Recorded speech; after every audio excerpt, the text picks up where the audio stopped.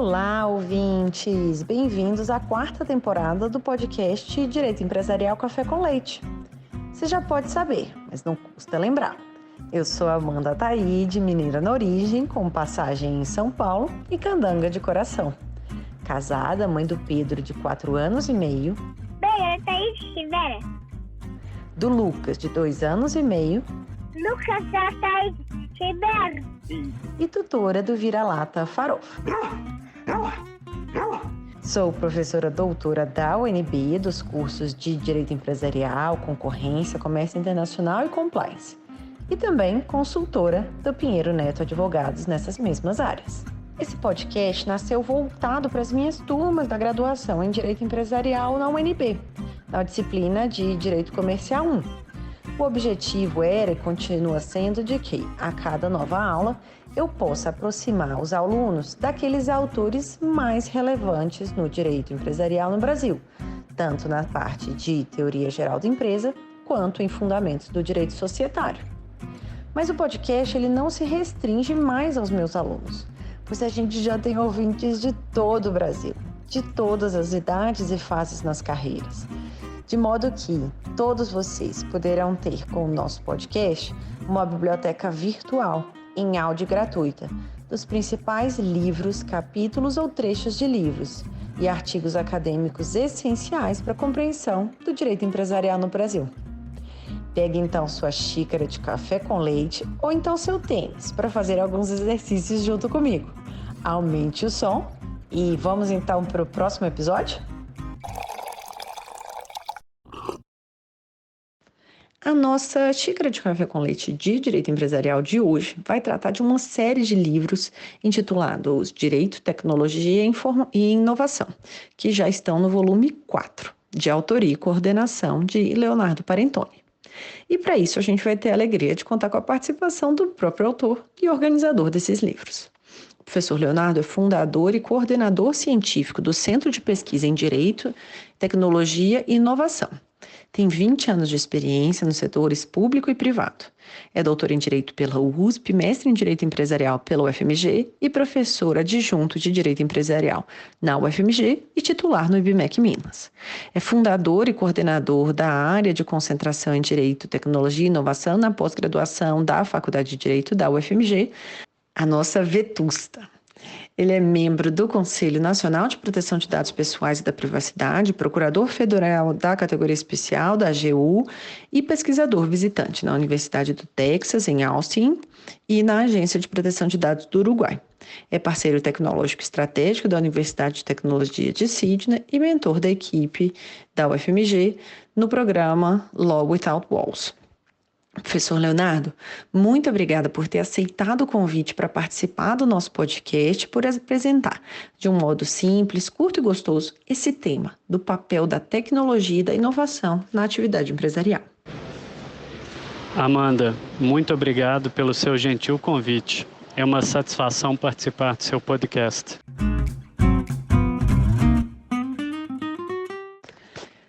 Professor Leonardo, conta pra gente como é que foi o contexto e como é que tem sido, né, essa organização desses livros que já estão aí com vários volumes ao longo do tempo. Qual é a relevância desse livro na sua trajetória? Como é o seu processo de escrita? Amanda, ao longo da minha vida profissional, principalmente estudando no exterior, eu verifiquei que muitas vezes é mais difícil para o aluno adquirir o material do que propriamente separar um tempo, estudar e compreender aquele material. O que sempre me pareceu um contrassenso, porque deveria ser o contrário. A gente deveria adquirir o material com certa facilidade e aí sim investir o nosso tempo em estudar, aprender e utilizar corretamente esse material. Então eu procurei, da minha parte, no que me cabe, fazer todo o possível para que o interessado tenha acesso ao material de maneira fácil. Então eu, juntamente com uma equipe multidisciplinar, fundei um centro de pesquisa, o DTI-BR, que é a sigla de Direito, Tecnologia e Inovação, BR de Brasil. Então nós publicamos uma série de materiais 100% gratuitos, O interessado simplesmente acessa o site do DTI-BR, vai na aba Publicações e tem acesso a tudo que nós já publicamos. E eu também tenho um perfil numa rede social que se chama ResearchGate, Portal da Pesquisa. É uma marca verde, ResearchGate. Basta digitar Leonardo Parentoni, espaço ResearchGate no Google e você tem acesso ao meu perfil. Lá também eu disponibilizo gratuitamente toda a minha publicação. Ou seja, há muitos anos eu abri mão de direitos autorais para dar a minha contribuição, que as pessoas pudessem ler de forma simples e gratuita tudo aquilo que eu publico. Então esses são os dois principais repositórios que eu indico. A aba de publicações do Centro DTI-BR e o meu perfil Leonardo Parentoni no ResearchGate. E então, será que você pode contar para a gente quais que foram os principais achados que você encontrou no volume 1 desse livro, Direito, Tecnologia e Inovação? E aqui a gente vai seguir um formato diferente. A gente vai livro a livro, a gente já está no quarto volume, a gente vai dando a você essa possibilidade de pincelar os melhores momentos aí de cada um desses livros. Então, vamos começar. Do volume 1, o que você destacaria? Essa coleção de livros, intitulada Direito, Tecnologia e Inovação, é o carro-chefe do nosso centro de pesquisa. Como eu havia falado, todos são publicados em formato aberto, então podem ser livremente compartilhados sem custo algum. Nós estruturamos até o momento 4 volumes. Este primeiro é como se fosse um índice, um almanaque. Ele trata de maneira simplificada de vários assuntos relacionados a direito e tecnologia, tais como marco civil da internet, proteção de dados, blockchain, inteligência artificial, regulação de plataformas, estrutura de mercado e concorrência, segurança da informação, automatização de processos e de atos acessórios a decisões judiciais e por aí vai. Então, o volume 1 é panorâmico, é para aquela pessoa que está ingressando nessa área ter uma visão global dos diversos assuntos que costumam ser abordados na área.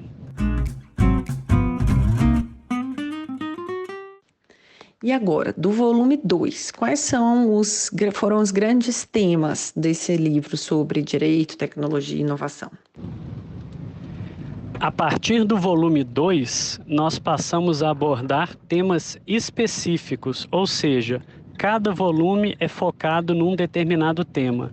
O volume 2 foca em inteligência artificial e direito, tanto que o título do livro é Direito, Tecnologia e Inovação, volume 2, Aspectos Jurídicos da Inteligência Artificial. A peculiaridade deste volume é que foi integralmente escrito em inglês, com a participação de professores brasileiros e do exterior. E tem uma curiosidade interessantíssima sobre esse livro. Às vezes, na vida acadêmica, nós ganhamos alguns prêmios cujo valor não pode ser mensurado em dinheiro, mas tem um valor inestimável para o pesquisador. Esse segundo livro me trouxe este tipo de prêmio. Em menos de 15 dias da publicação, eu recebi um comentário a respeito no ResearchGate. E era uma crítica muito positiva, um elogio ao livro. Eu fui então verificar quem era o pesquisador que havia feito aquilo. Essa plataforma registra quem fez de qual instituição. E pasmem, para o meu espanto, o elogio a esse livro, em agosto de 2022, havia sido feito por um pesquisador sênior do exército da Ucrânia, o que significa que um país em guerra, passando por todo tipo de dificuldade e desafio, teve um pesquisador que se dispôs a ler o livro de um autor brasileiro, claro, em inglês, mas ler o livro de um autor brasileiro e ainda ter a gentileza de dizer que gostou e recomendava para os seus pares. Aquilo, para mim, foi uma recompensa imensurável, um motivo de muito orgulho, porque se eu estivesse no lugar daquele pesquisador, tenho dúvidas se de fato eu teria a disposição necessária para estudar ou se eu estaria preocupado simplesmente em garantir a minha sobrevivência e a da minha família. E para quem quiser entrar no volume 3, que é mais voltado para blockchain, né? O que você poderia comentar para a gente dos principais achados, das principais descobertas acadêmicas nesses artigos? Esse livro, volume 3, dedicado especificamente às aplicações jurídicas da tecnologia blockchain, é muito interessante. Logo na abertura, o primeiro artigo trata dos mitos sobre o blockchain. É interessante que esse livro contou, como costuma acontecer em todos os volumes da coleção, com a participação de profissionais não apenas da área jurídica, mas de outras áreas correlatas ao tema, como ciência da computação, economia, estatística e por aí vai. E eu costumo dizer que muita coisa é dita a respeito de blockchain por pessoas que, na verdade, não conhecem a tecnologia, que nunca programaram um sistema blockchain e que nunca sequer viram um sistema blockchain em funcionamento.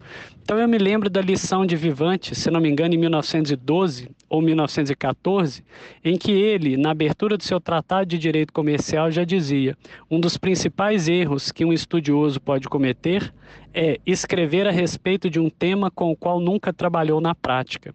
Ciente desse alerta, que me parece muito pertinente, eu sempre procurei, ao longo da minha carreira, em todas as instituições, o Centro de Pesquisa é uma delas, ter pessoas que de fato trabalham com os assuntos sobre os quais escrevem.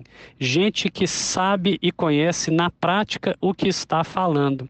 E logo no primeiro artigo desse livro sobre blockchain, o título, se não me engano, é Alguns mitos sobre blockchain, porque se diz muito que o blockchain é sempre irreversível, sempre à prova de falhas, sempre anônimo, sempre aberto. Ora, em muitos casos, ele se encaixa nestas afirmações, mas dizer que ele é sempre assim é um erro grave, pois existem inúmeras plataformas de blockchain e variadas formas de configurá-las. O blockchain pode ser público ou privado, aberto ou permissionário e por aí vai.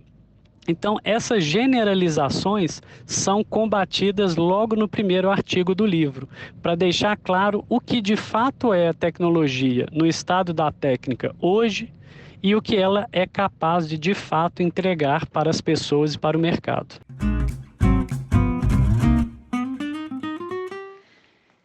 E por fim, o volume 4 desse livro de Direito, Tecnologia e Inovação, que é voltado para estudos de caso. Conta para a gente aí quais que são os principais achados acadêmicos. Bom, depois que nós já havíamos publicado alguns volumes, lembrando que cada livro desses é fruto de muita pesquisa e de pelo menos um semestre da disciplina de pós-graduação que eu leciono na UFMG, então, quando nós falamos num volume 4, significa que nós já estamos há alguns anos produzindo material sobre esse tema. Chegando ao volume 4, então, e sempre fazendo uma análise, uma pesquisa de mercado para saber o que ainda gera dúvidas, nós verificamos que muitos assuntos já haviam sido bem abordados nos volumes anteriores, mas ainda faltava conectar estes assuntos com casos concretos que tivessem recentemente ocorrido ou estivessem em curso, seja no Brasil, seja no exterior. Então, nós montamos este volume 4 exclusivamente para análise de casos, tanto judiciais quanto administrativos, ou eventualmente soluções também extrajudiciais. E é interessante que, logo no prefácio desse livro, nós fazemos uma comparação entre uma decisão da Suprema Corte dos Estados Unidos e uma decisão do STF brasileiro sobre liberdade de expressão e moderação de redes sociais.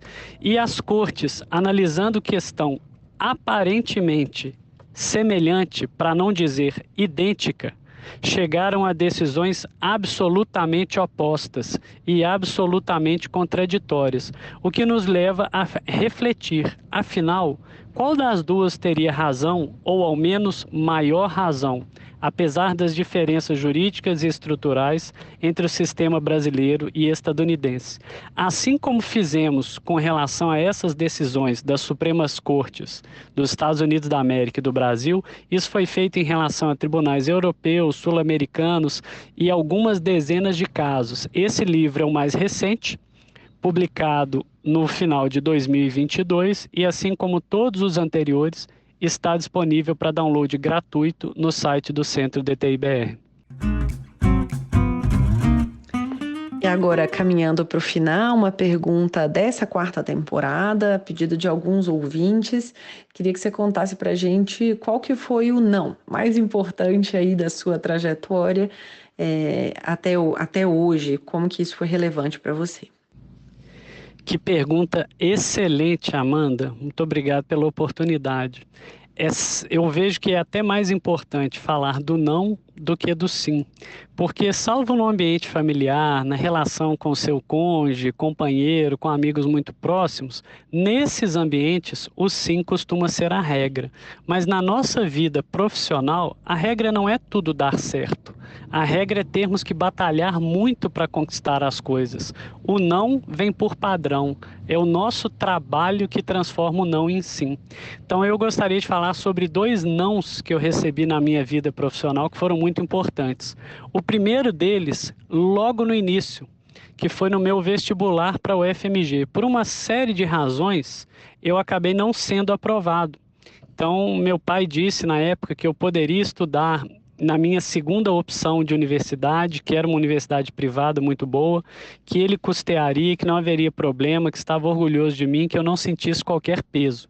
Ocorre que eu falei o seguinte comigo mesmo: ora, se o primeiro não que eu recebi eu aceitar, o que eu vou fazer daqui por diante? Eu vou aceitar todos os demais? Interrogação. Então, eu sabia que tinha condição de passar e que aquilo tinha sido um acidente de percurso. Eu estudei, por incrível que pareça, menos no segundo ano do que eu havia estudado no primeiro, mas eu corrigi outros aspectos da minha vida que haviam me prejudicado. Então eu passei com muita folga, com ampla folga na UFMG, no ano seguinte, e aquilo mudou a minha vida. Eu estou absolutamente convicto que se eu tivesse aceito o primeiro não que eu recebi, talvez hoje não estivéssemos aqui juntos, dando essa entrevista e tendo a oportunidade de conversar com você e com seus ouvintes. Então, receber um não significa que você precisa concordar com ele. Verifique o que aconteceu de maneira prudente, de maneira isenta, o que você pode e deve melhorar e tente então, da sua parte, melhorar e tente de novo. Alguns não significam que nós podemos mudar de rumo e que é positivo mudar de rumo. Outros são apenas para testar a nossa resistência. O segundo não que eu recebi se refere a outro momento marcante da minha vida profissional. Eu estava, à época, há praticamente 20 anos, prestando concurso público. E eu me lembro que num determinado concurso público, eu tive um problema estomacal, vulgo, dor de barriga muito forte, e não consegui fazer a prova. Naquele momento eu fiquei pensando, eu não vou conseguir passar nunca. Na hora H, quando eu estou próximo de passar, acontece isso, é porque não deve ser mesmo, deixa eu desistir. E eu fui conversar com um chefe meu, que era procurador da República, ainda é, e é professor também, e ele me disse o seguinte: Leonardo, você vai passar, e eu posso te dizer por experiência própria. Quando nós estamos quase conseguindo as coisas, é quando surgem os maiores desafios, os testes finais, para forjar a pessoa, para ver do que ela é feita. Se você não desistir, eu tenho certeza que vai passar. Eu só não posso dizer quando, mas eu posso te dar a certeza de que você desistindo nunca passará. Eu fiquei com aquilo na cabeça, ele me contou o caso dele, que ele pensou em desistir uma semana antes do concurso em que ele de fato foi aprovado e que mudou a vida profissional dele. Mais ou menos um mês depois desses fatos que eu narrei, eu tinha marcado a prova de um outro concurso, exatamente aquele para o qual eu iria desistir. Eu fiz a prova e fui aprovado com folga, e é uma das carreiras que eu sigo ainda hoje. Então, para você que nos ouve, está num momento difícil, um momento de dúvida, eu já lhe trago 2 experiências práticas. Quando você está próximo de ter sucesso, é quando você é mais testado. Não desista. A única certeza é: quem não desiste, uma hora alcança. Quem desiste nunca vai alcançar. Não sei quando é a sua hora, mas se você se mantiver firme, uma hora ela chega e você poderá comemorar.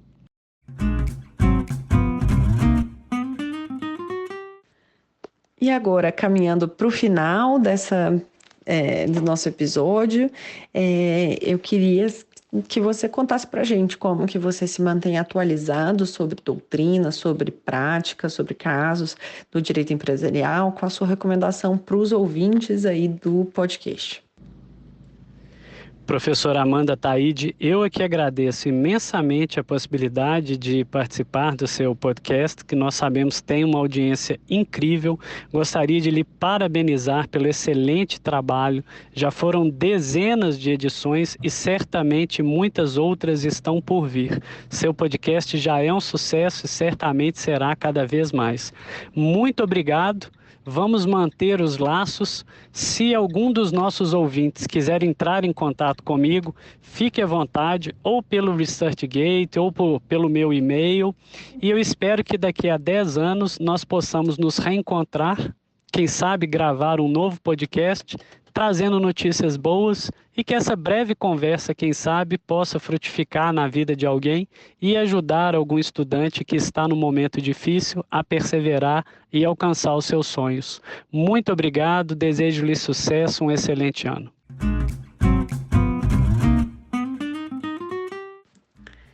Professor Leonardo Parentones, muitíssimo obrigado pela sua presença. É uma alegria receber Minas Gerais, o UFMG, aqui no podcast. Uma boa parceria, UFMG-UNB, que seja a primeira de uma série de contatos nossos. Muito obrigada pela sua presença, por apresentar para a gente esse contexto tão atual da inter-relação entre direito, tecnologia e inovação. Um abraço.